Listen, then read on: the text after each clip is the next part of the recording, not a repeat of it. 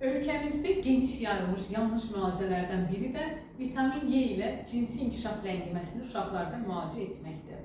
Belə ki, əzizlərim, vitaminin, hansısa maddənin funksiyası onun kliniki təbabətdə də faydalı olacağı anlamına gəlmir. Əvvəla bunu sübut etmək üçün tədqiqatlar olmalıdır. Amma bugün tədqiqatlar göstərir ki, müəyyən vitamin Y-nin faydası olsa da, cinsi inkişaf geriliyində əsas müalicə kimi istifadə olunmamalıdır.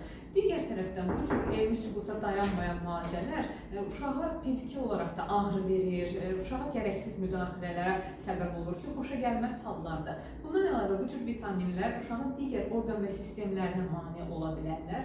Ona görə də elmi sübutu olmayan müalicələrdən qaçmaq lazımdır ki, bu müalicələr uşağın əsas müalicədən də yayındıra bilər. Yəni, əsas müalicə qalır, amma biz vitaminlə vaxt itirmiş oluruq. Odur ki, əgər uşaqda cinsi inkişaf geriliyi varsa, mütəxəssisə müraciət etməlisiniz, vitamin D müalicəsinə vaxt itirmək olmaz. Həm də ümumiyyətlə vitamin defisiti normal inkişaf etmiş ölkələrdə qida defisiti yoxdur deyə vitamin defisitinə də rast gəlinmir. O baxımından da gərəksiz yerə uşaqları vitaminlə yükləmək olmaz.